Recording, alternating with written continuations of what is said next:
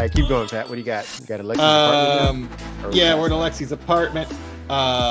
Elena comes to visit. His apartment's a hot mess, so he like rinses his mouth with dish soap. Just all the standard like single sad guy. Which is another question.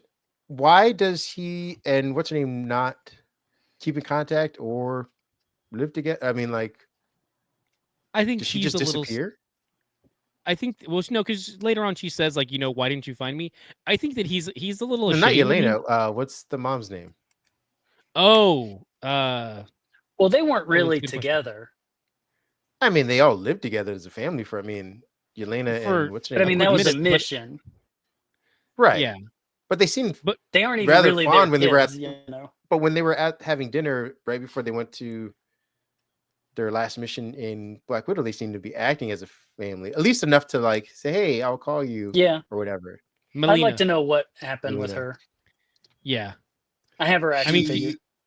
Her ex, Brendan Fraser, showed up, and they went on an adventure to kill a mummy and a Scorpion King. All right, so she'll be back in the that would be next so movie. cool. She will return in Scorpion King 3. Rock's Revenge. There's my Red Guardian, by the way. Oh, that's cool. Oh, that's cool. I like that he has his own Red Guardian figure.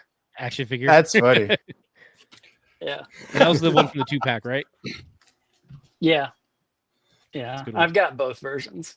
I love Red Guardian. I have a costume. I have a full costume. Yeah. I was gonna say, I remember I was wondering if you'd show up in costume, but I didn't want to put that on you like you need to.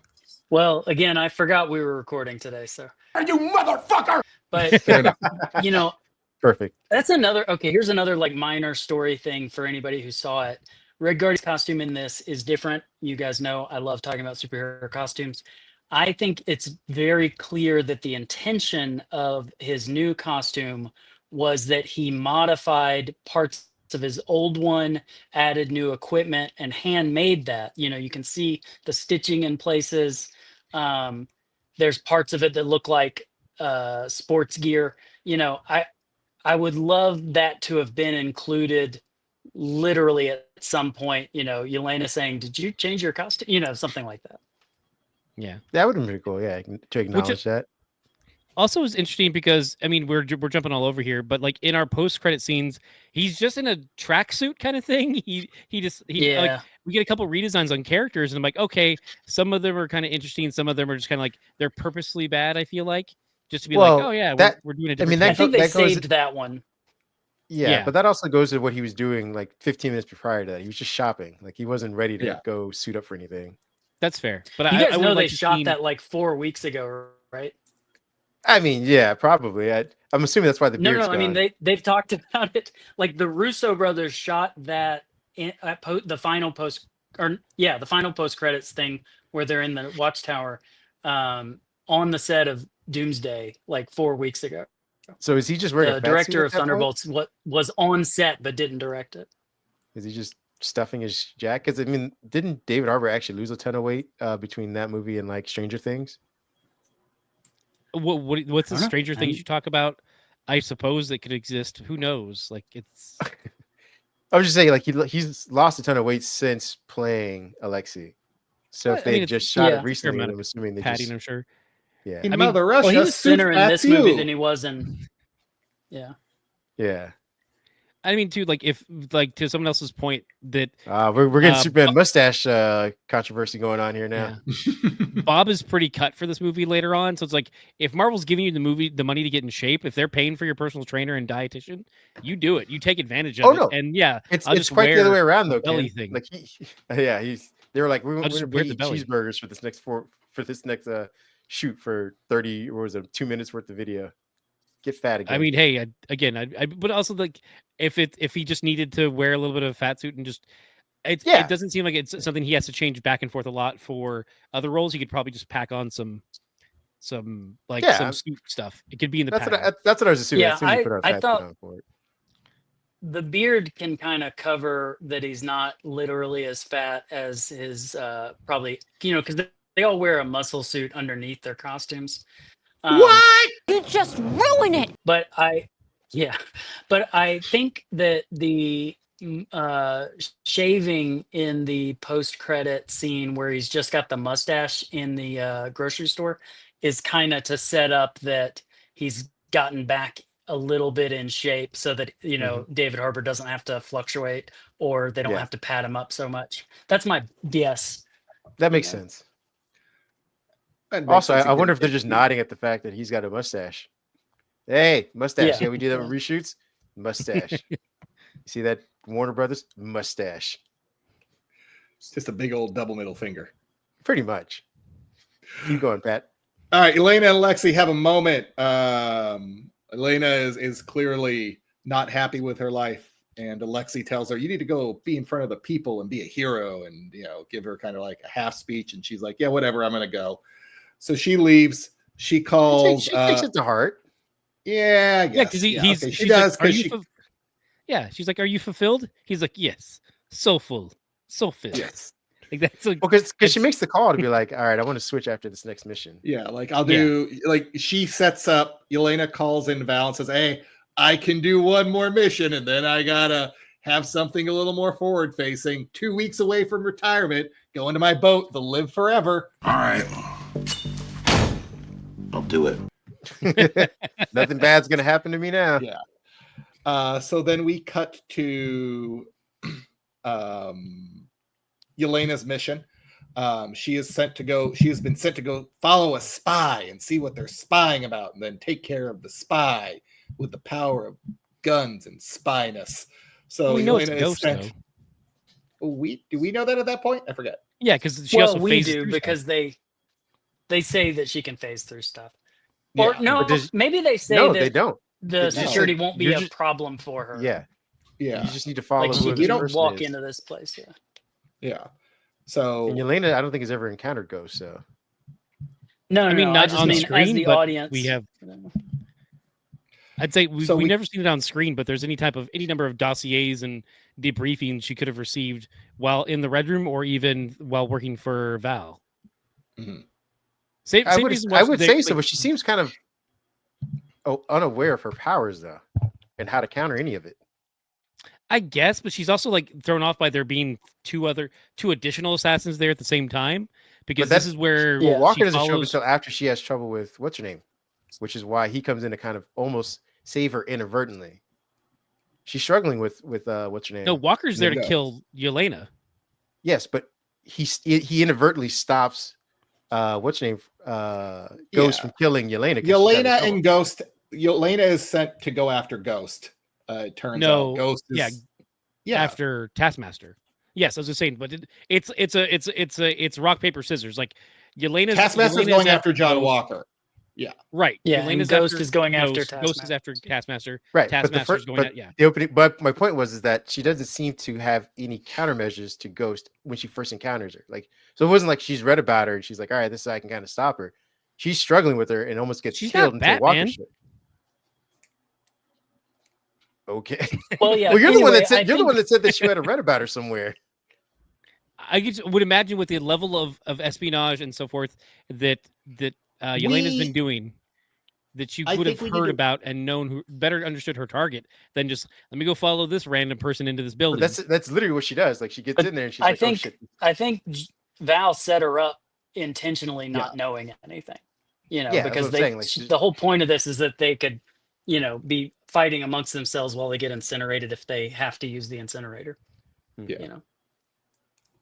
By the way, in the screenwriter talking about the versions that he worked on with, Taskmaster surviving, he said that Ghost kind of served as a big sister character to Taskmaster because she's been like Taskmaster, was kind of in programmed mode until recently, and not really herself. And then Ghost has kind of been dealing with this stuff her whole life. So she's kind of more used to the system. And I really would have liked to have seen that. Cool. Yeah. That would have been pretty cool.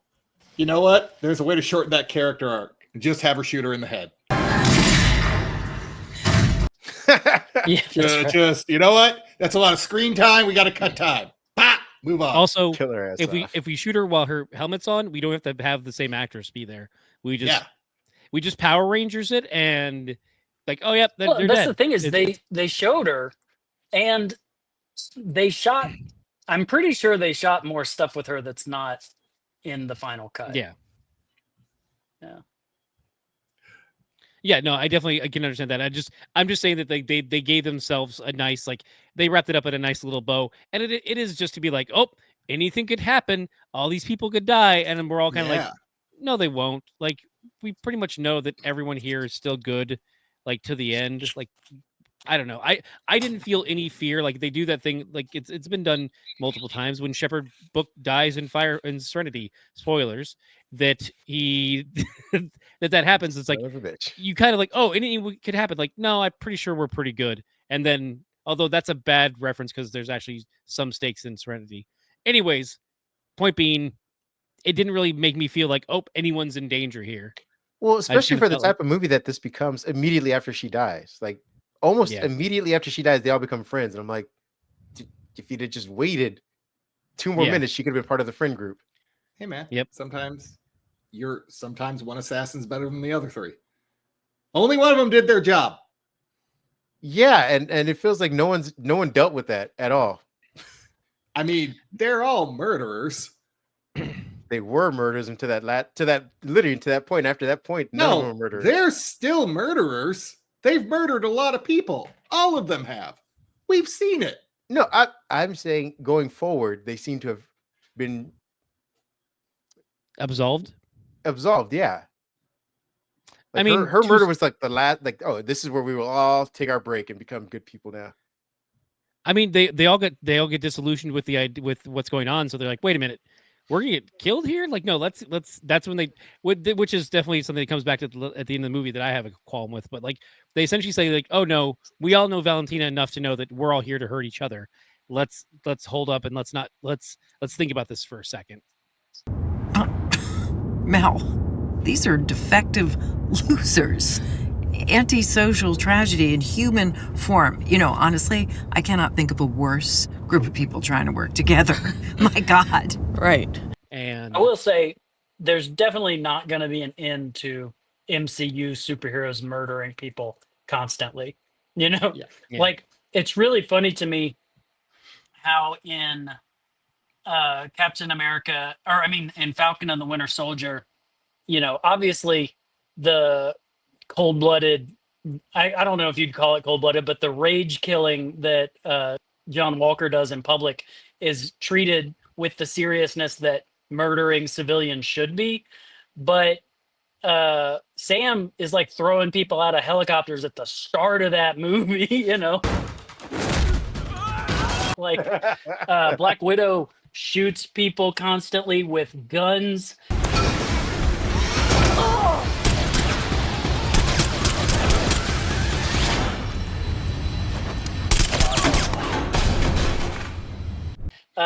Tony Stark has little missiles that target people with AI and shoot right out of his shoulders.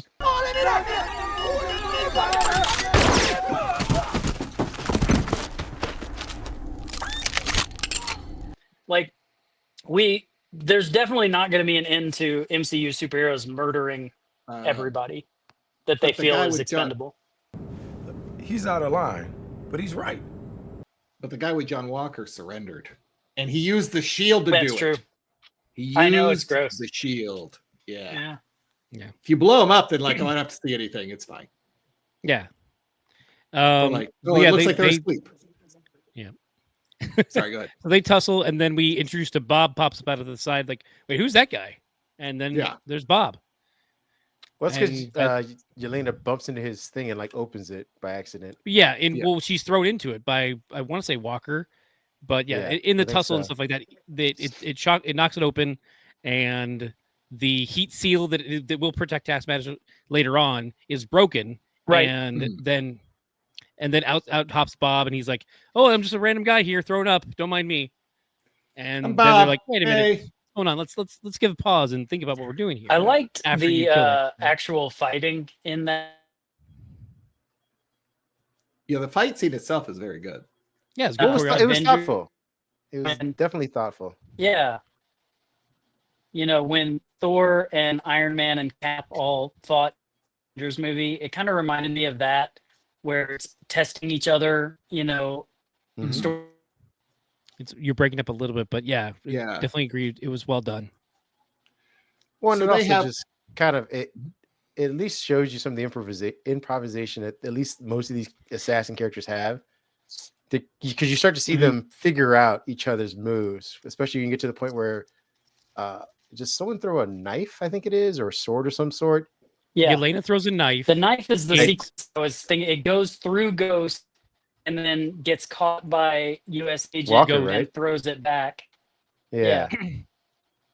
Well, it goes through Ghost and she phases and then unphases fast enough to grab the knife as it passes through her, throws it at her target. Taskmaster uses the shield. Yeah. That flicks it towards Walker, who then John throws Walker. it He grabs it and tries to stab Elena. Yeah, it's a Yeah. good That's great. circle of attack. The old round robin. That's pretty cool. But it ends with Taskmaster getting shot in the head by. Damn it! And just like it, after got her. Figured if we could talk long enough and keep her alive. Nope. No, she's dead. She's not. She's burnt up to a crisp. No funeral. She didn't even get the Black Widow mentioned during someone else's funeral. I know. Jeez. Just did her so dirty. Played for the lulz. I'm curious if part of that is too because the fans reacted so poorly to her in the last movie. And I say the fans when I should use a much more derogatory term, because a lot of people really shat on her character and the reveal. And the quote unquote fans. Yeah, the quote unquote fans. And I'm curious if it's because she didn't have, there's no, there were less people out there buying Taskmaster shirts than they were, US agent shirts. So was that a response for them to be like, okay, who's the expendable one? The angry white guy got his shirt sold? Yeah, I'm sure he did. Color me shocked. Are you not aware of who our president on is? Twitter saying John Walker was right. Yeah. Right about what? Yeah, I think that kind of like the killing Muslims. Mandalorian. Yeah, just killing anybody brown. Yeah. Wake up, nigga. What I think people were supporting with that character. I think that the response to Taskmaster, it was similar to me to the response to the Mandarin. I think I'm one of the few people that liked the version of the Mandarin Iron Man 3 because I love that movie. I thought it was great. I loved it. The reveal was so cool to me. Yeah, and it's hard to try and I thought the reveal of Taskmaster was cool, so yeah. And it's hard to reconcile the character of the Mandarin in modern day standards in the format that he was originally conceived versus the joke. I guess the throwaway line they throw in Shang-Chi. So it's there's a lot of different aspects to kind of look at that lens through. So it's not an easy sell. Well, and I think in the context of the Black Widow movie, defending. Yeah. What were you saying? In the context of the Black Widow movie, she made the most sense, though. If they're all trained to be assassins, wouldn't she be the ultimate of the Red Room assassins, the one that can mimic everybody? I think you hit on the spot really quickly before you even realized it, simply by using the pronoun she, that the fact that it was a woman completely erases all the value to... Boo! Boo this man! Boo! Boo! Poo! Poo! Fair enough. How dare you make the Red Skull knockoff character? I don't know. That's the way I thought of the Taskmaster back when I was reading comics, because the first issue I saw of Taskmaster was an Amazing Spider-Man cover where it's split face between half Red Skull, half Taskmaster, and I'm like, what is this nonsense? It's just discount Red Skull. I called him. What was he? He was Captain Skeletor when I first started reading it. Fair enough. Yeah, he's in reality he's into the Jackie Chan of through Deadpool comics, which is a good. Yeah, later on, I definitely got into those books and I enjoyed him in the corollary to Deadpool. Also, then later on in the corollary to him with Grady, the irredeemable Ant-Man, like he plays well with other characters. It nowadays in my head, but as of my first introduction was just from that. And it was, I mean, it's a very specific because it's also like Peter Parker's parents who are alive in that because of their Red Skull CIA storyline they created. Hey man, well, you know, Peter Parker's parents picked a pack of pickled peppers, right? Got him! Got him!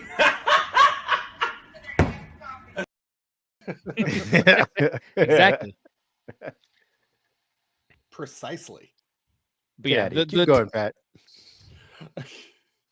All right. So while they're all realizing that, oh, we've been set here to be set up to all be murder, death, killed because we're all Valentina's loose ends, and they discover this random guy, Bob, just chilling there and have no idea how he got in there. And by the side note, Bob and U.S. Agent just immediately start fighting. Like I love that. Is a dick throughout this entire film. He does a very good job of being a dick, but he is a dick. We do cut to. Gotta love Wyatt Russell in this role, right? Yeah, he does a really good job. You know, like I don't want to be complimenting a Hollywood nepo baby, but good grief, he's wonderful. He's just, I mean, I'm not one to talk to normally do this, but I mean, Goldie Hawn and Kurt Russell, that's combo right there. This kid, he's excellent in this role. I've liked him in other stuff where he's the good guy, but the pure dickishness of John Walker is perfected in this performance. I love it. Yeah, no, his selfishness is it's beautiful to watch in this, especially as he just keeps going after Bob too. But this weirdo wasn't part of the job, so I gotta know. How'd you get in? I mean, on the note of nepo babies, like there's some of them take it in stride and acknowledge it, like him and Jack Quaid. They're like, yeah, we know, we get it. And then there's some who are like, no, how you can't say such thing. I'm Dakota Johnson. I am royalty. Like, no, you can't. Like some of them take it and acknowledge it. Yeah, Jamie Lee Curtis is one. Jamie Lee Curtis, yeah, and it's like I really appreciate like Jack Quaid in that same note has been a lot of fun in a lot of projects, and I've seen him take it with a good heart. Like he knows, like I've had a lot of advantages, and I'm gonna take them, but I acknowledge them. Like cool, at least he's acknowledging it. Like that's fair. Yeah, I think it also helps if you're I appreciate good, that too. Yeah, you say it really helps that he's so cute. I agree. No, they're both well that too, but no, good. If you're good. Oh, good. Yes, yeah. It doesn't help if you're good. See, I think Dakota is bad, and she tries to downplay. What? Like, no, she's great. She's great. What? She did, No. think about What? the good Especially movies, after like spending Madam time in the Web. Amazon while she was studying spiders. Don't you bring this up? Great. I mean, I'm sure she's been in other films at some point. Was right? she like one of those New Year's Eve or Valentine's Day, or he's just not Probably. one of Everybody's those. legally required to be in those ensemble movies. In any event, Dakota Johnson notwithstanding, we'll talk about the other nepo baby right now. We cut to a gala that Val is throwing on, I guess to win votes for her impeachment. I'm a little confused why we're having a gala, what we're raising money for, but Congressman Barnes is there. Well, no, she had to. Yeah, it's a disguise. It's to cover for her getting rid of the rest. It's of an her. alibi. Yeah. She has to have an alibi. Be like, oh yeah, I'm here with you, showing off all these artifacts while we all not talk destroy about my labs. Yeah, well, I finish off the last of the ox stockpile. This is where we have the it's all Battle of New York artifacts throughout it as well. So it's just like looks like what's left of the scepter, but after the Infinity Stone. It would have been really cool to just see Kingpin walking around in the background then at that point. Right? Like that's only because we really loved the, Born Again, but yes, I agree. So and this I forget it takes place in DC, not New York. So this part the gala does. Oh, fair enough.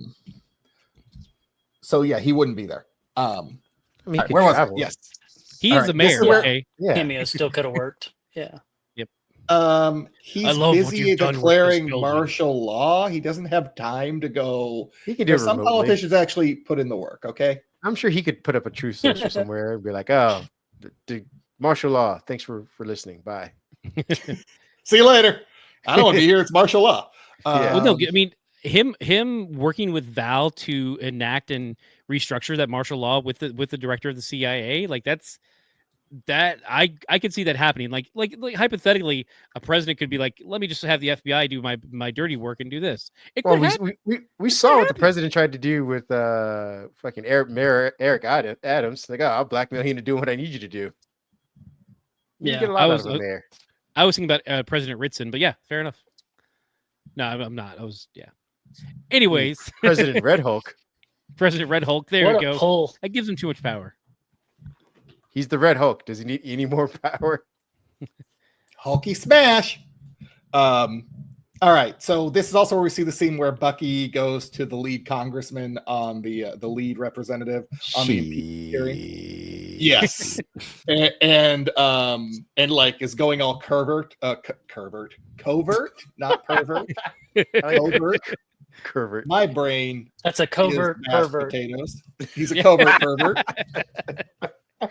Hey, he's a congressman. What are the odds? Covert. Yeah, fair enough. He's a covert pervert. Numbers wise, we're just destined. Yeah.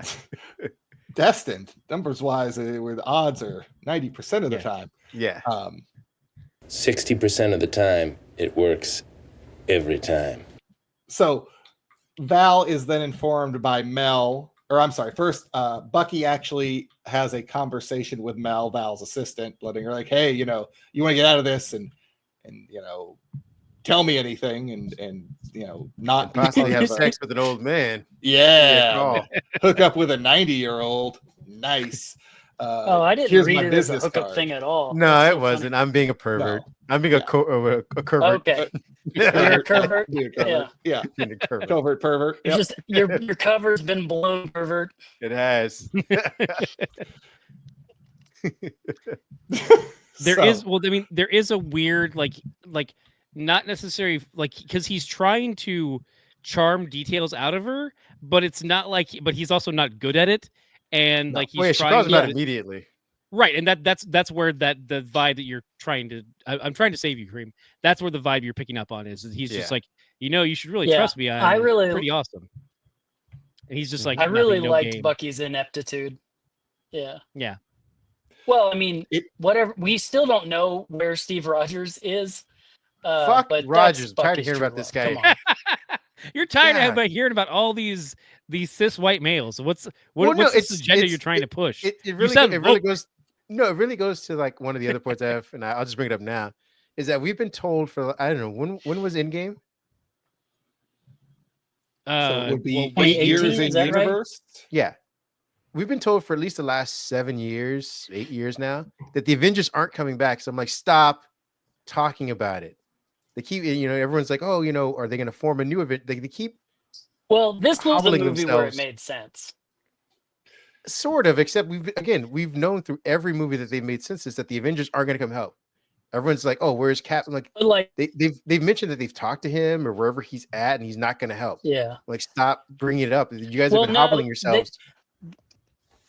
We literally don't know where Steve Rogers is. But it doesn't matter because he's not going to do it. It's like saying, where's Paul Walker at in the Fast and Furious movie? It doesn't matter because he's not showing up. So stop talking about him not showing up in every movie. I don't mind that because I want to know the story logic for why Steve Rogers isn't helping. Like in Falcon and the Winter Soldier, we had people thinking that he's on the moon. Yeah, but he's a super soldier. No knowledge. Like, is that what it is? Is he too old? Did he die? They act like he died. And then there's a rumor that he's on the moon, and we've never gotten any answers since Falcon and the Winter Soldier. But that's what I'm saying. I felt like every movie, including Captain America, I thought we had an answer. Well, again, Bucky's implied that he's kept up, like they've talked. I don't know how often they talk, but he's implied that, like I've spoken with him, he's not going to help. He said it a couple times, and I'm like, again, if you're going to form the new Avengers, stop talking about how the old ones aren't showing up. We get it. Like they're not showing up, so start focusing and forming the new ones. But every movie we keep getting, they're like, every time there's a catastrophe, like, oh, we don't have the Avengers to protect us. The Avengers aren't here to help us. The Avengers won't be coming back. I'm like, stop. We get it. We left them at Endgame. I'm You sorry, stop man, bringing but them up. I think in the movie that is supposed to reveal at the end that these are the new Avengers, they're gonna do that. That's why I say this is the one where it makes sense. I can see why you're burned on it from the last, I don't know, 7 years, but this was the time that I didn't mind it. Well, hold on. How is this the time and not the Eternals? Because they're not the Avengers. But I'm saying if there's ever going to be a time where you call in the Avengers, it's when a giant god comes out of the middle of your planet. Right, but they also never. They don't never have a face the public relationship at with all. the Avengers. The Earth does. They talk about the Avengers in that, but they also don't have any public-facing entity. Like they never did an interview. Like people didn't even know that things were happening with them there, because that's story issues. But like there's never a point where someone put a camera in front of them and said, "Who are you?" And they could have said, "We're the Eternals." And I don't know if the public even knows about the Eternals. Yeah, they know in real life. In real life, the public doesn't know about the Eternals. Yeah, so why would they know? Fair enough. He's out of line, but he's right. My point though is, all their action figures are ollies for. You have what could be the only people that could stop whatever's coming out of the middle of the Earth. You would call on them, right? You'd be like, "Hey, shit! Like something's happening, big." Yeah, but who would you have say that in the story? No one knew that they had any part to Eternals. Do with that. We were in. That whole movie is from the point of view of the Eternals, not from Americans, But I'm saying the actions are happening, and as soon as the actions are happening, you think they're again. I understand that you didn't want to involve the Avengers. But so who do you cut to say that is what I'm asking. Anybody that's still on planet Earth. No one even knew. Like literally, we didn't see them interacting with any members of the public to be like. There's no one with a camera to say in the logic of the movie. Yeah, no, I'm agreeing with you, but you're saying this is the movie where quite the opposite. Yeah, no, my disagreement isn't with the logic of the I movie. Think you're saying that if any movie was going to talk about the Avengers, that this was, and I'm like, but the one where the thing comes out of the middle of the Earth is where you would really want to call the Avengers on anything, aside from what we just saw in what was it? The most recent Captain America. You call the Avengers for that too. I think okay. I think what you're saying makes sense if you live on that planet, if you live in the MCU, but it doesn't make sense for the movie because there's no one to have that point of view in the. It doesn't make sense in any movie. Like if you and I lived in the MCU, there definitely were people in the MCU that had this conversation. Like we should call the Avengers, but there's no one to show that conversation within the movie. Whereas in this movie, it makes sense for the story logic and the characters, I'll also say too, for the Eternals, as far as the public would have known, like nothing happens in the entire movie publicly until the very end when a hand and a head come out of the earth and then are stopped within 15 minutes. So the moment we're off screen, they would have said, "Where are the Avengers?" Oh, it's already done. Like it's an earthquake. Like we have an earthquake here. And by the time you're like, "Oh, we should call," like, "Oh, it's over." Okay.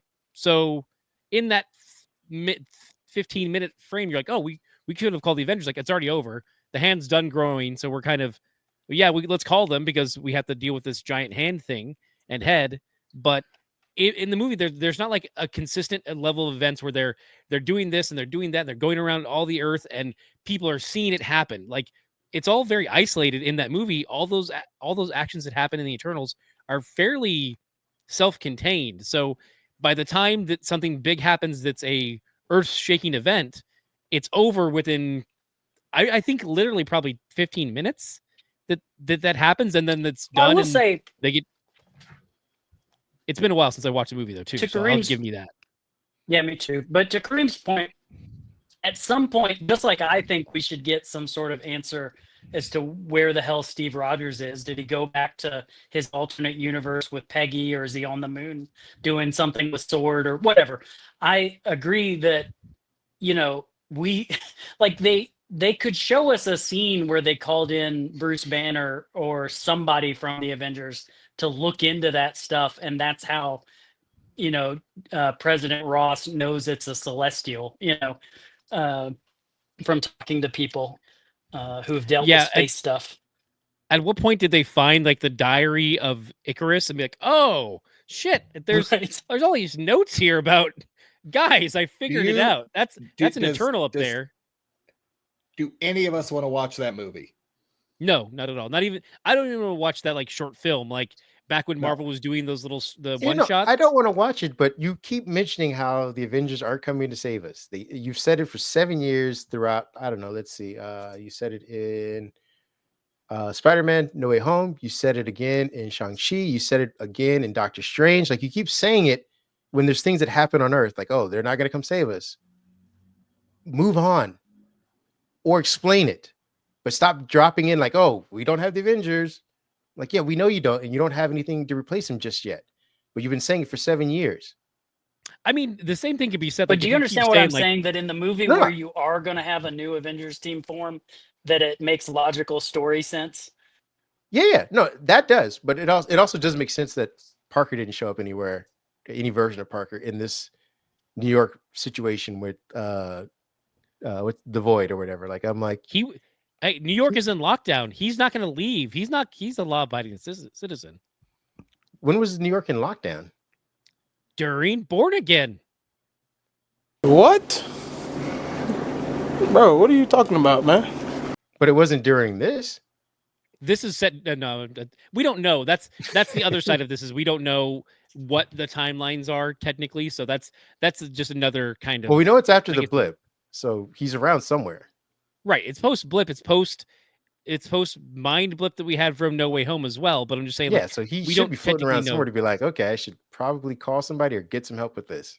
He was in Soho at this time, so he was pretty far away.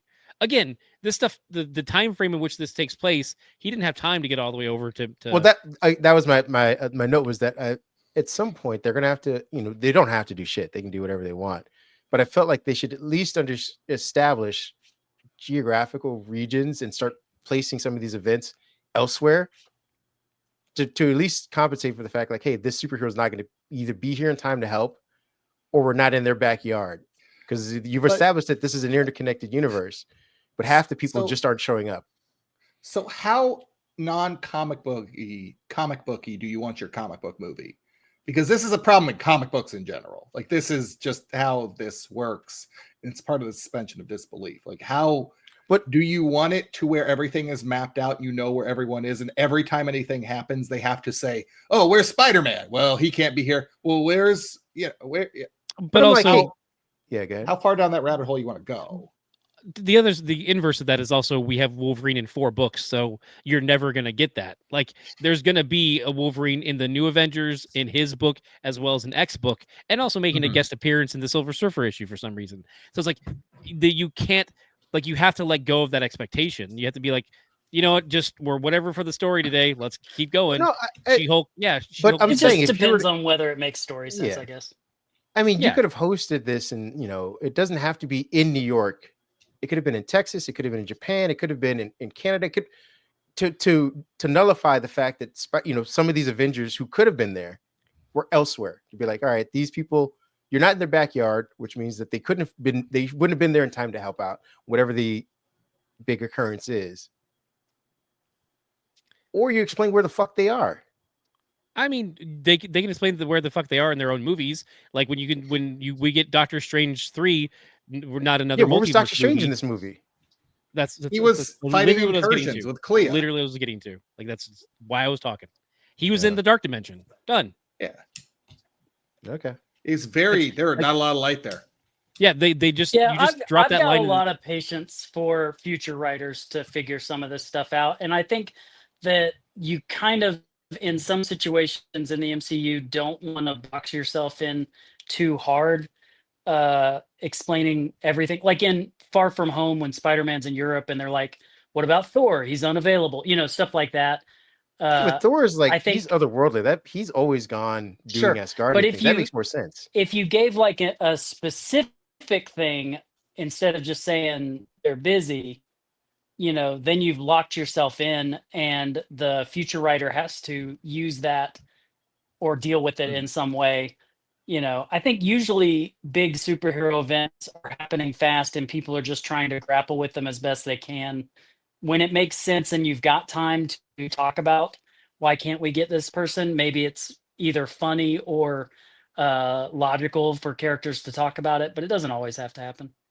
It doesn't, but I think what the MCU at least started doing early on was that I don't know, climax, the height of urgency for the villains in these movies was leveled so that you didn't need interference from other superheroes. Then obviously you get an exponential boost in that when the Avengers show up. But now it's seeming like, the Void taking over most of New York is a warning call to any superhero to be like, shit, something big is happening. And if you think about the first Iron Man, Well, it's maybe like they all got turned into shadows. Yeah, maybe. You just didn't see that in in Jersey City, that Kamala was using her light gauntlets to keep all of the darkness at bay. That's just waiting for Ms. Marvel season 2, which I can't wait for. But like that's I like love that type idea. of stuff. Yeah, isn't it cool? But like that's the That type would of be stuff. great. Like I think that it's just they're leaving space for other writers to do something else down the line, and I get that like there is that impulse to say like, well, where was because I mean we jokingly say like, shouldn't the city be locked down because of Daredevil? But we also know like they're just gonna say like, oh, the events of Thunderbolts take place 6 months after Daredevil Born Again season 1. And season 2 will slot in between that or something, because they'll just kind of be like, oh, we're just gonna drop that in there and not, we just have to be open to it. Like I get it, but we just kind of take it like there's no like little box in the bottom like, hey, editor Nick, this is a reference to issue 25 of this. Like we don't have that outside of. I feel like some movies done that by now, but again, maybe not. I just felt like that was at least more mapped out in the first run up to the Avengers. That was at least a heavier consideration than what we're getting, where it's like this event's happening, that event's happening. Like, where exactly does this happen in between what happens to the fucking Capitol? Can I? Like, is the Capitol? Do you have a point of reference being destroyed? Well, yeah, I guess they just for saying like, she mentions that the Hulk is locked up or something like that. She mentions like, and the last president turned into a giant red rage monster. Yeah. Okay. But I mean, to your point, is there a moment in a previous film where they said, "Oh, we can't have this because it was this," and it was a reference to another thing? Like we had stuff like in Age of Ultron where Thor goes into a dream thing to understand Ultron's impending doom, but it's supposed to be setting up the next movie of his, and it's like that stuff didn't land very well when we tried to make it that interconnected, and then we got like. I think that, but again, that was still off world. That if you're going to be exploring that has that'd be something maybe if you brought in Loki and you were going back to Asgard and you were dealing with that situation. I'm saying here on Earth, when things are happening in people's backyards, specifically in New York or areas where other superheroes can get to, and you don't acknowledge them, and you keep saying, "Oh, the Avengers are going to help you," you're starting to just pull apart the universe that you put together, saying, "Hey, all these people are playing around in their backyard, and when they need to come together for big events, they do." Instead, they're saying, "All right, well, don't worry about the big events. They'll figure these big events out on their own." To your point, there's just 2 superheroes, maybe 3 if you count Punisher. They could be in this event in this time frame, and Spider-Man is street level. As much as we like love him, and he's fought, aliens in space. He fought Thanos. He's a street level anymore. That's what I'm saying. Like I was saying, he fought people, aliens in space, but to a certain level, Spider-Man is a street level character. Like he's fighting guys like the Shocker, and like he's fighting guys who are street level. That's kind of his sweet spot. So him being over in Soho or in Midtown and just happens to get shadowed while all that happens. Also, contractually, we can't have Spider-Man because Sony isn't ready to play ball 100%. So we know that, and that's why we had the goofy ending of like, I'm going to wipe everyone's memory, and even Peter Parker doesn't exist because I am too smart.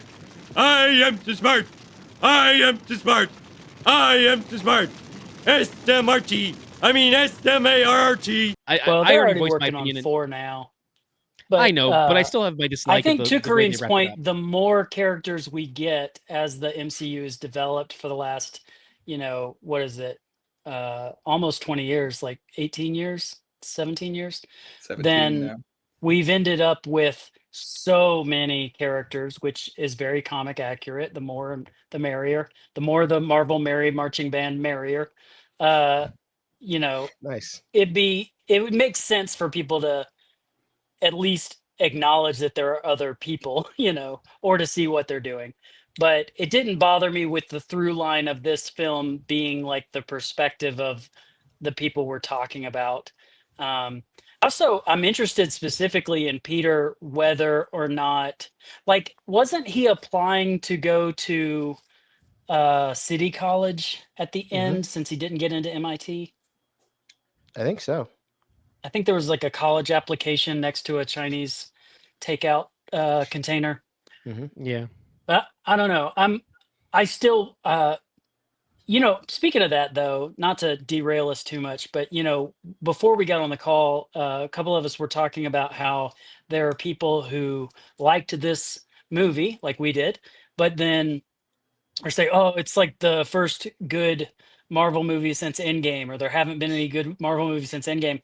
And there have been some ones that clunked harder, but there's also been No Way Home, Deadpool, and Wolverine. What are you talking about? These are huge, huge billion-dollar hits that were crowd pleasers with great Rotten Tomatoes scores. There have been good Marvel things since Endgame.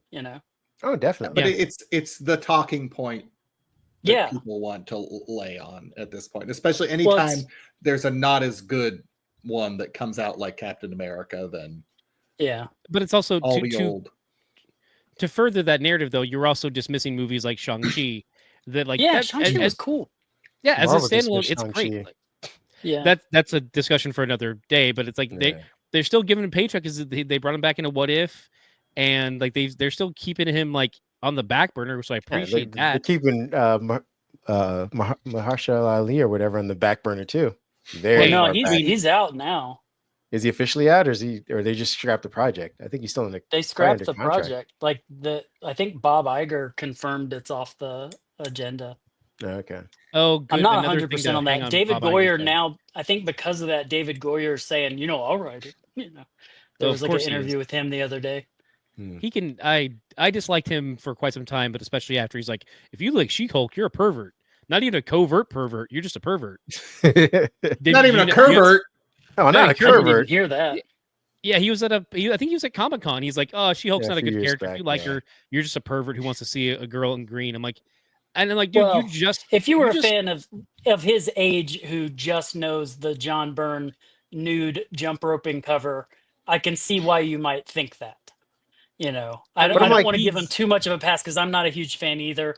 Even though he's been a part of many good things, I usually credit. But the question becomes like, out of the entire pantheon of female heroes and villains in comics, you can get that anywhere. Like, She-Hulk isn't unique in that matter, though, is she? No, but she's one of the more. Like, I feel like Psylocke is more fantasy than any, the way she's dressed and the way she's always stylized. Right, sure. I would agree with you in terms of her costume and character, but she literally hasn't had a nude jump roping cover, and She-Hulk has. So if you grew up reading in the 80s, you might think like, oh, this is a book for perverts, and you might have not even read it, So I'm not even I doubt he's read the Dan Slott legal, multiversal thriller stuff, Oh yeah, there was she wasn't naked jump roping on the cover. Why would he read that? Right. Yeah. And as far as David Goyer goes, I just feel like he's adapted better stories into passable ones for the common man, and that's his strength. Is he's like, oh, I can take better stories and then cobble them together for the common audience. Yeah, I'll water them down for the common audience. You have the concentrate on my and then you have water. David Goyer because I'm right there with really you. rubbed me the wrong way. Fuck that dude. Yeah. Yes, I don't know how we got on. You got a couple more points. We're not even halfway through the movie. No, it speeds up. It speeds up. No, we may need a part 2, gentlemen. Oh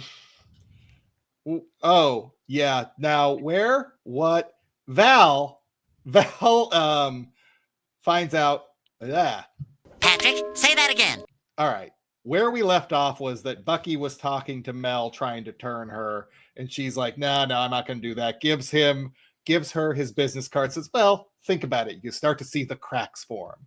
Val then is leaving the gala with Mel and finds out, oh, so they're all in the room together. incinerate them, burn them, light them on fire. Let's end this right now. That is when they realize, oh, Val is going to kill us. And you can see Mel starts to have questions about what they're doing, and force it. And Val is the one that hits the button to activate the incinerator. So the room starts heating up. For some reason, John Walker is still in denial. Like, nah, she's not going to kill me. She would never do that. No, I'm here to end this mission. The temperature rising dramatically as if heat was involved. Okay, it's an incinerator. But the room is getting hotter. Yeah. They realize they need to get out right now, so they try and send Ghost out, but Val has some sort of weapon, machine. Some sort of sound weapon that messes with Ghost's powers and knocks them all flat on their asses. So with all their powers, like it did the Hulk. Yeah, it's true. It's the same thing with their eardrums. It really only messes with Ghost. It just kind of annoys everybody else. Yeah. So they have to find the power source to cut that off. They do just in the nick of time. Ghost jumps out of the room and they're waiting for her to open the door. They think she's abandoned them and they're all like, you can see Elena literally accepting her death, which is like, she does need to talk to someone. She is very depressed. It's pretty dark. At the last second, Ghost opens the door and they can all get out of there. They do not take Taskmaster's body, so we assume she is burnt to a They didn't have time to be seen again. And if they would have turned around, they would have saw her jumping into the sentry crate. Come on now, dog. Come on, man. Yeah, what I would call it. That was across the room. Yeah. So they have now escaped the room. Just to let you know at this point too, that Ghost isn't on their team. She just couldn't find the way to the elevator. She had to go back and get everybody else. Oh, the elevator wasn't working. It was That's like right. it was. She couldn't get it to work, so she was like, "All right, might as well let the rest of you out." Yeah. Yeah. So that's why it was at the last second. So they all escape. John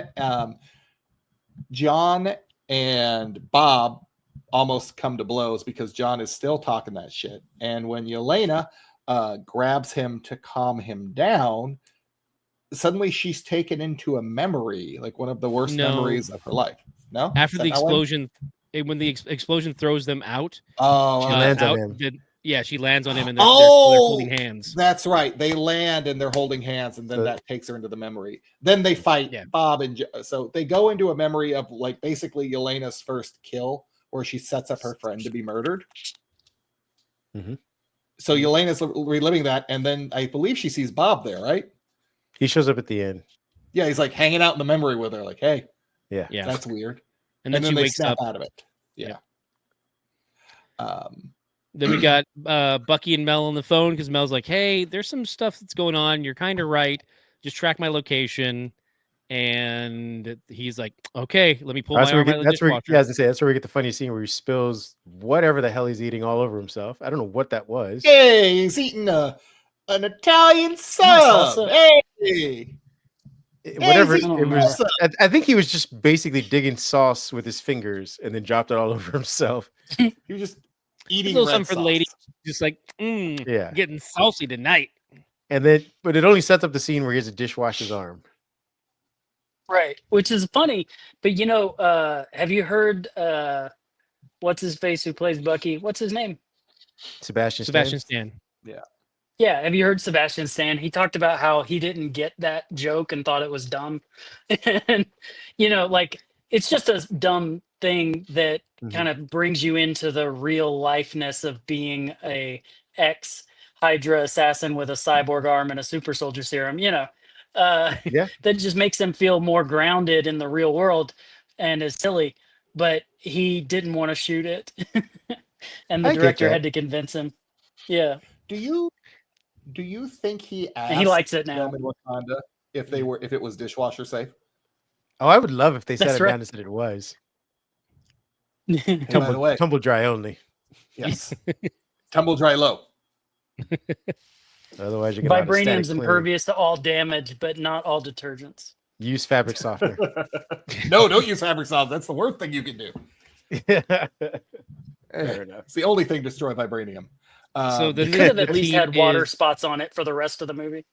That would have been awesome. Yeah. So then we cut to the team deciding how do they get up the elevator shaft with no elevator, They talk about how Ghost is like, well, why can't you just like phase up? And she's like, no, because I can only do it for a minute, so I could end up in a wall or something. And like, well, then there's Walker no tries way. I to think jump it up. Walker tries to jump it and then just comes straight back down, which is hilarious. He's like, I got this. Jumps. That was a good jump. Boom. That was he goes pretty far. That was a good jump. Yeah. So, which is interesting. Now that we're thinking about it, how come nobody else has any memories as they're all touching Bob on the way up? Or at least two of them are touching Bob. Bob has to be activated. It does. It seems like it's passive. I think there's a. What were you gonna say? Well, because what's her name? Is it Valentina? She touches him. He doesn't touch her. Like I feel like if anybody touches him, it happens. I think that it's involuntary. I think it's involuntary, but I also think that maybe he like it's.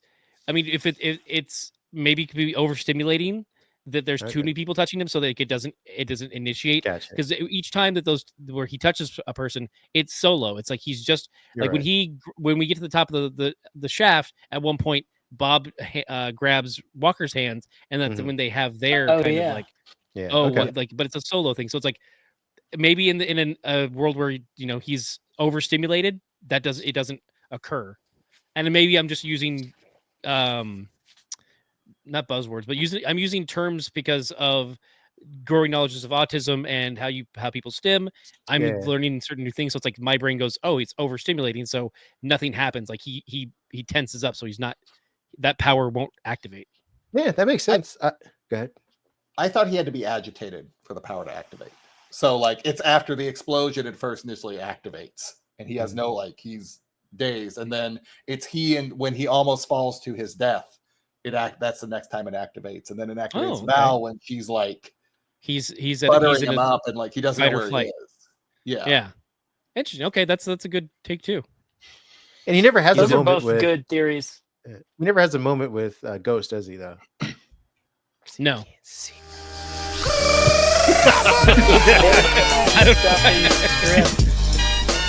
Yeah, I'm sure there was stuff in the script for a couple of them, but obviously they're like, we only have so much time. I would have loved a Red Guardian one too, where he's like, this is great. I love this place. It would have been sad. It would have been so sad. No, it would have been very sad. So sad. Yeah. It would have been like, I would love to know what it would have been, though. I think it would have just been a flashback to him back in his underwear watching his parade again. Yeah, I think the same scene from him would have wrecked him again. That would be so funny. All right. Where are we at? So we're at the top of the shaft. They're able to get to the top of the shaft by interlocking arms and crawling up. They didn't figure out how to actually get into the shaft to the elevator, though. So John Walker makes a jump for it. They all get up. Well, he had to because what's he was about to sneeze and let everybody go. Bob. So John Walker makes the jump, grabs everybody, and as they're pulling him up, he touches Bob, and that activates his shame memory, which is basically John Walker going through press clippings about how he's the worst Captain America while his baby is simultaneously being the worst dad ever. Yeah, like bad father, bad husband, worst bad dad ever. I mean, like I'm not trying to like bad worst dad ever.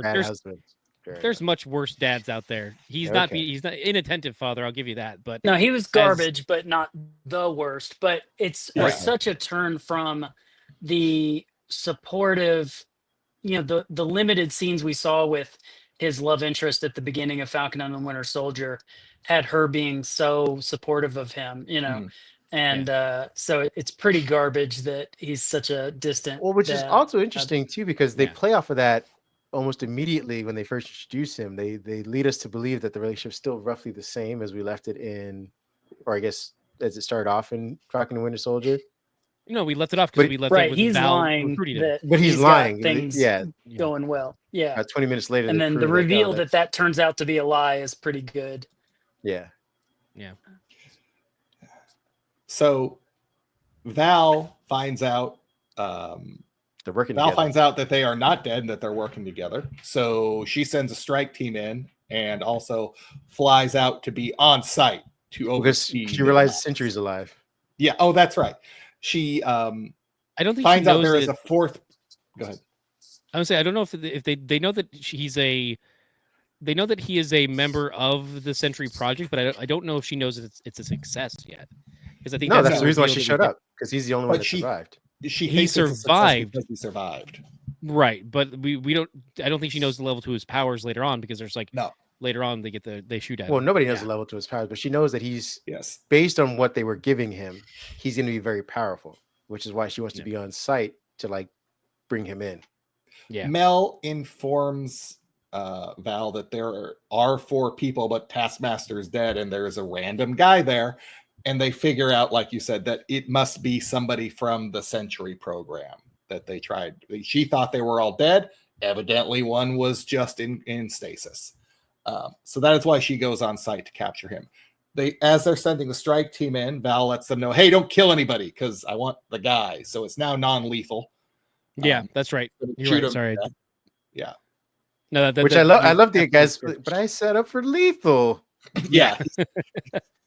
And there's great like back and forth of like, how about we do this? This is my plan. Your plan won't work. Like the bickering and stuff between them is really good, because they don't have like everyone wants to be like take the lead, and I shouldn't say everybody. Clearly, Walker wants to take the lead. He's like, hey, I was Captain America, and she's like, yeah, for 5 minutes. Like there is a fight for power in this early stage, which is really good. Like this is the plan. I didn't even find it a fight for power. Is more of a we're all like the whole job is to be running solo, except for Captain, U.S. agent. Yeah. And he's just doing because he's selfish. But all the rest of them are. I'm sorry. I was just going to ask, did you guys notice who the guy leading the Val's forces outside was? Holt? I only know him from 8mm.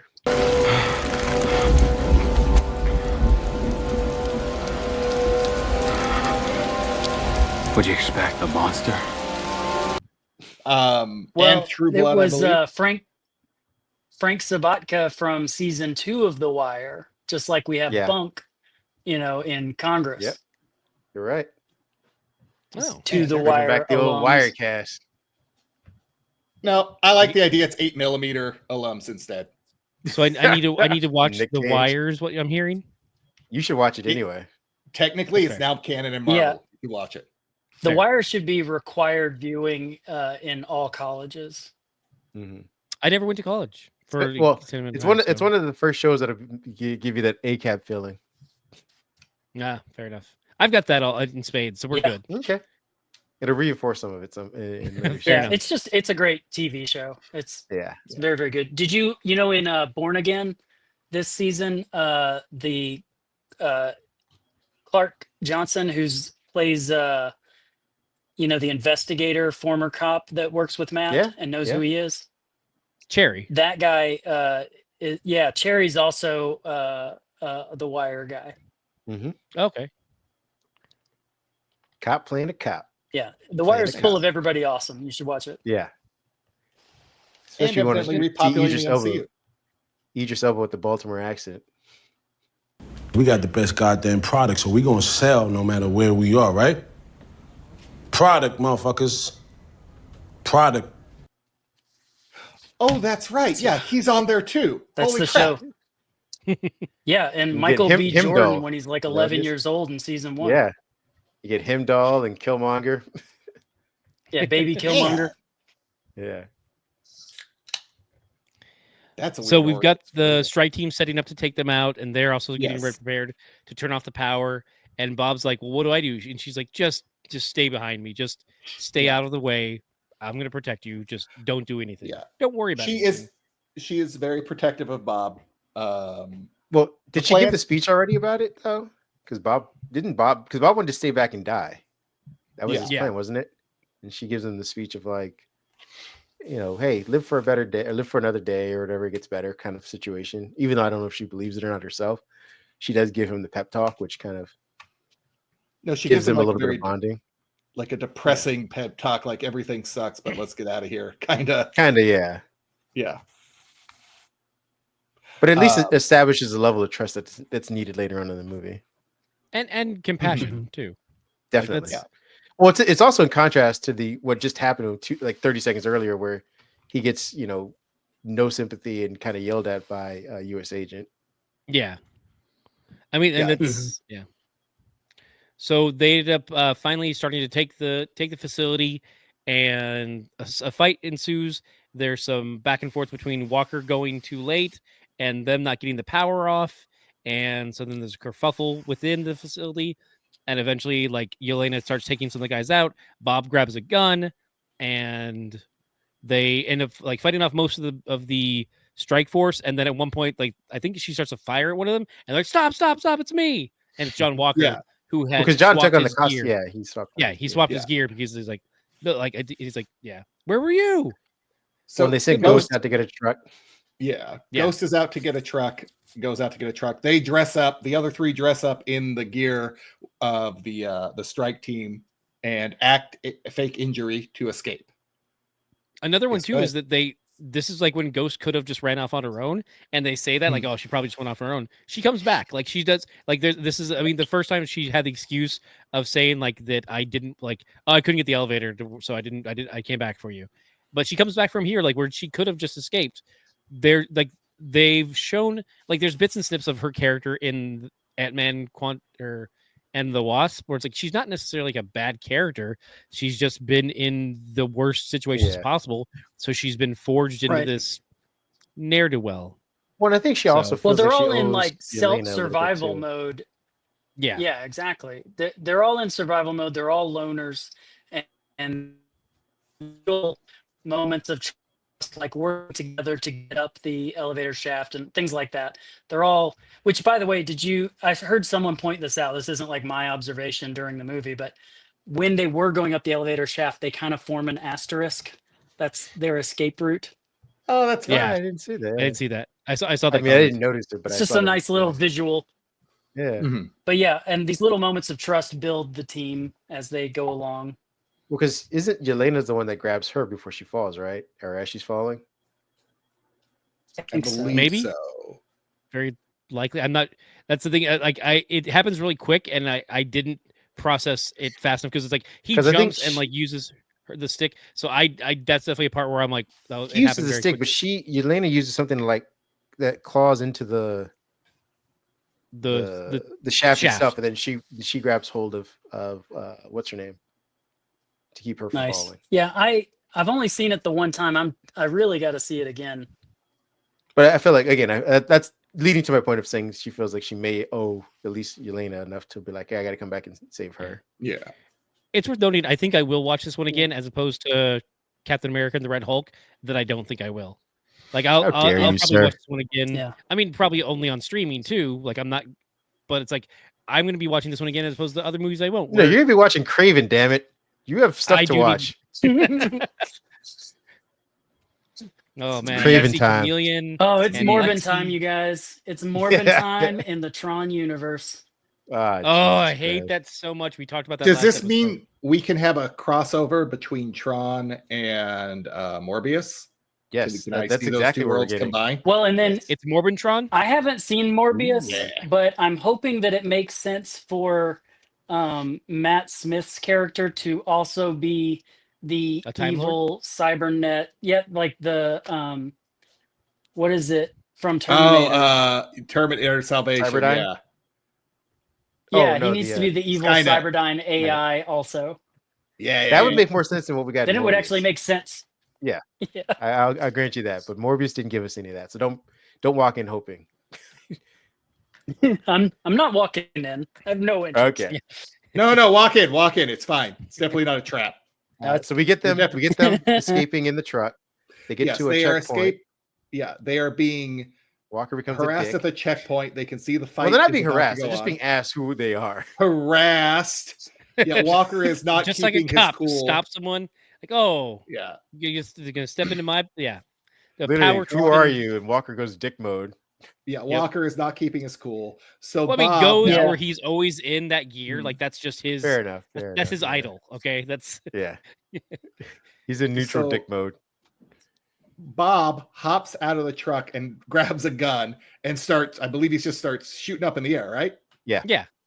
Yeah, he runs up in front of the facility and shoots up in the air to buy them time to escape, and the team promptly shoots the shit out of him, just peppers him, unloads with him. bullets.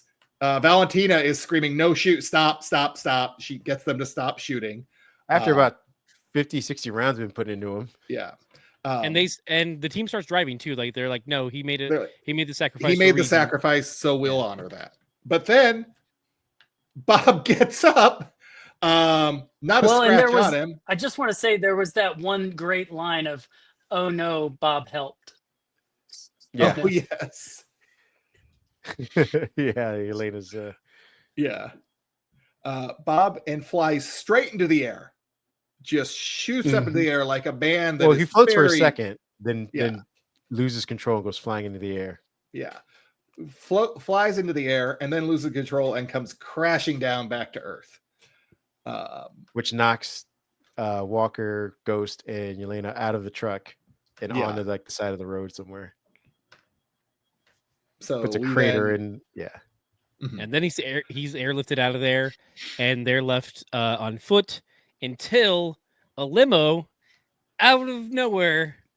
Oh, we also missed too. It turns out that the driver for Val and Mel was actually the Red Guardian. Well, because that's his gig. He's a gig worker. He's a limo driving service. Yeah. And so he had heard about this, so he's like, he's trying. He shows up to help his daughter, it's so endearing. Like he is so like he's awesome. He's like no, got the job because he wanted to be put in front of Valentina. He begs his daughter to get him some FaceTime with Val so he can become Red Guardian again. That's kind of a running joke. At least it's really fortunate that the former head of the CIA under investigation from Congress doesn't vet her drivers very carefully. Yes. You know, there was a time I would think that is impossible, but we live in today's world and like, okay. Sure. That tracks. Yeah, that's fine. She found him on Signal. Yeah. So I mean, we don't know if this was her first impeachment or not, two of which could do nothing exactly. at all. So, yeah. Red Guardian picks them all up in his sweet limo. And they have a lot of good banter and back and forth about being a team and how we're not a team. But you are a team. You are a team. That's where they discover the name Thunderbolts from. Yes. Yeah. They had mentioned it. Well, they kind of said it in the facility, cave, right? Yelena does. Yeah. Because he's like, I'm a leader. I'm a born leader. I was the leader of my football team. Blah blah blah. And it's like, well, fine. So was I when I was the Thunderbolts. And we're using useless, memories from back in the day. Sports knowledge. Yep. Which I think all sports knowledge is useless, but carry on. No, what a hater. Nerd! Yeah, that's right. Then at this point, they see in the rearview mirror, we're being tailed. We've got people coming to get us because the strike team has spotted them. Probably because Red Guardian came screeching through and screaming, Yelena, no, don't go in. Don't go in. No, it's a trap. Burgundy limo. Yeah. So we have a little gunfight there. I love that he's too late. Yeah. Yeah. Like hours too late.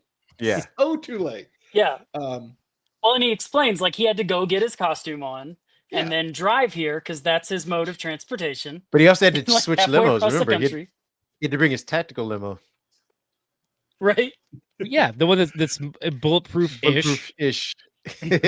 Yeah. The countermeasures do not work as intended. He hits some buttons and a party starts. I forget what song plays. Well, his countermeasure was a Molotov that he made himself. He improvised a Molotov. He made a Molotov, threw it back.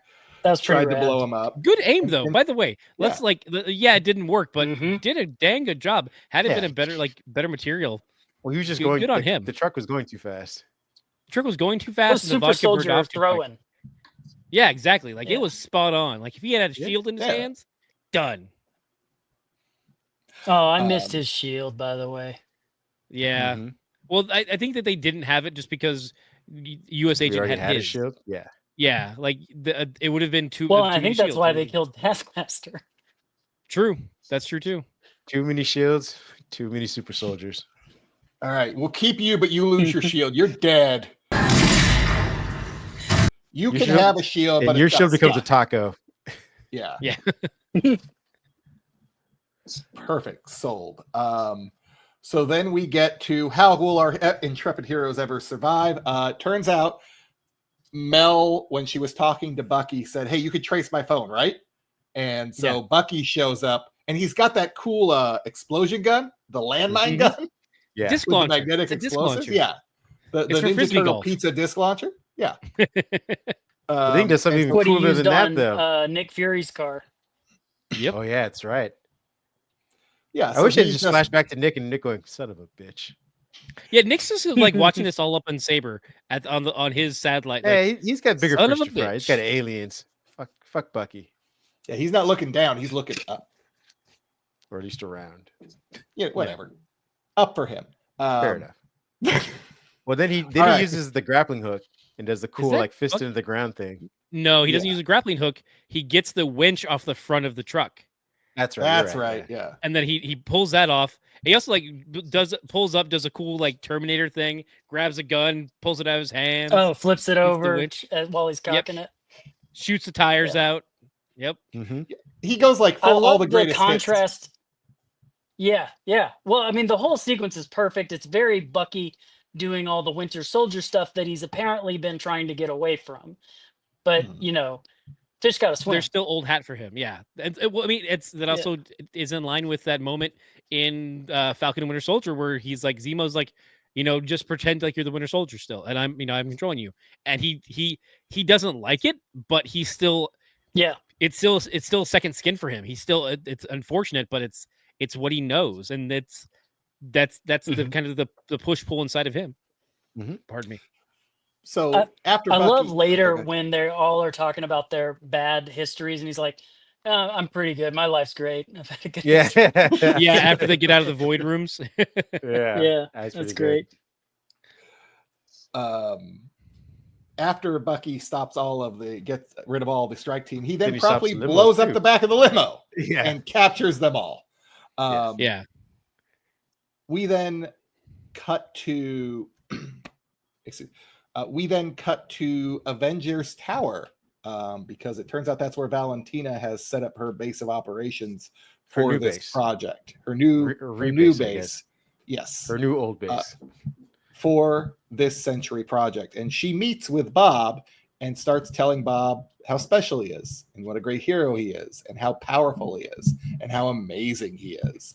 And is basically just buttering him up saying, I see the truth in you. I see what a hero you could be. No one else does. They all suck. The potential, yeah. But then Bob does make contact with her and she has a flashback, shame memory where she got her father killed. Basically as a child acts. Go ahead. I would say it's a slight nod to her history in the comics of her family being, I believe, part of like an Italian resistance, and her father dying because of that, because not because of her, but just her father's history with the resistance is what got him killed, and why technically she wasn't running her mouth. Well, no, I'm saying in the comics. He's talking about in the comic. Gotcha. Sorry. Yeah. Because in the comics, she's a associate of Nick Fury's to a certain degree. Like she's in a frenemy kind of role in the comics with Nick Fury. So competing organizations. No, she also works for Shields too at times. Oh, does she? And and she's even like a off again, on again love interest at times. So just whatever the espionage story kind of fit for when they needed it. Okay. But yeah, that's it. I'm just saying that they do a little bit of a nod to that original origin while keeping it up to date because it's still modern day. Gotcha. Yeah. So at that point, Valentina has to step out of the room for a second, but Bob then immediately agrees that he will go ahead and do it. Well, she's a little worried at this point now. Yeah, she is shaken by that. Yeah. I really like how her manipulation is so easy for her. And when we get her backstory, we basically that reveals that her telling someone things that made her life vulnerable got her dad killed, right? So like her spy nature and then running the CIA and manipulating all these ex super soldiers and spies into being her like corporate espionage army. It seems really obvious that she is playing Bob but for her own gain, but that it's very easy for her, you know. That's who she is. And then later, when you see that she's already built in a safeguard for him, you know that she didn't mean anything she was saying. Yeah, she just will consistently say whatever needs to be said to get to her next goal. Yeah. Yeah. Yeah. So at that point, we flash back to the Thunderbolts team. Sorry, cat attack. We flash back to the Thunderbolts team, who are all tied up and captured by Bucky. And Bucky has called in a plane to... oh, sorry, my computer's doing something weird. 1 second. Yeah. Sorry. Yeah. Get your shit together. Get it all together and put it in a backpack. All your shit. So it's together. We're back. He's calling a plane to bring them all in, but they are explaining or trying to explain to him about Bob. He's agreeing, but also not believing them because, you know, they're all murderers, assassins. Well, so he's also trying to do it the right way. He's like, no, you're going to go testify in front of the impeachment panel. But it also, at least from the way after he responds to the phone call, it seemed like previously he really didn't believe them. Because when is it Mel? Whatever. I think Mel calls him. Yeah. So when Mel calls in about Bob is when he pieces it together. Because she starts saying the exact same things they were saying, and he's like, "Oh, okay, wait a minute." And they're like, "Yeah, Bob. We've been saying Bob this entire time. You weren't believing us." What guy? Bob. Bob. Bob. I think that's when he. Yeah, well, he thought that they were working for Val at that point, right? Correct. Yeah. Because we're doing the thing where when we meet someone, we don't listen to what they're saying. We just, you know, go ahead and kill them like a scientist. We just Why would he ever believe? Why would he believe any of them? Why? He was also a spy assassin. Yeah, well, he knows how this world been works. Taken advantage of. He knows people can be but turn around. That's the self-hatred, you know. Yeah, that's fair. He sees them as working for her the way he was working for Hydra, but they're even worse in that they're willingly doing it, like in his. Yeah, they weren't mind controlled. Yeah, right. At least that we know of. Yeah, he thinks they're the villains. Like, why? I don't see why. I get what you're saying. I just don't see what has happened that he's aware of. Even if he doesn't. I went the wrong way on that. That's fine. Yeah, even if he doesn't see them as villains, he sees them as an ends to a mean. His real target is Val. Yeah, and he wants to your point. He's trying to be like, no. If I have you testify, then I'm a good congressman. I'm doing the right job here. I'm trying to follow that path. And as opposed to let me go down the superhero path and go punch some dudes. Well, I feel like I wonder, because it's very vague as to when he does quit being a congressman, because I feel like it happens right at this moment. Like he's already crossed the Rubicon to become, I'm going to punch stuff. When he attacks, he's still a congressman. Just so we're clear. Yeah, I mean, just so we're clear. Is he just flipping over a tank that belongs to the U.S. Army? No, for what we know in the real world, you can do whatever the hell you want. Yes, fair and enough. Say whatever you want, and it has no repercussions. Right. He's out of line, but he's right. If you're on a certain side, you're right. But I'm saying, at least in the MCU world, he did attack U.S. soldiers. I don't know if he's any longer a congressman at that point. Those are Val's covert ops. Those are covert ops. The public doesn't know that yet.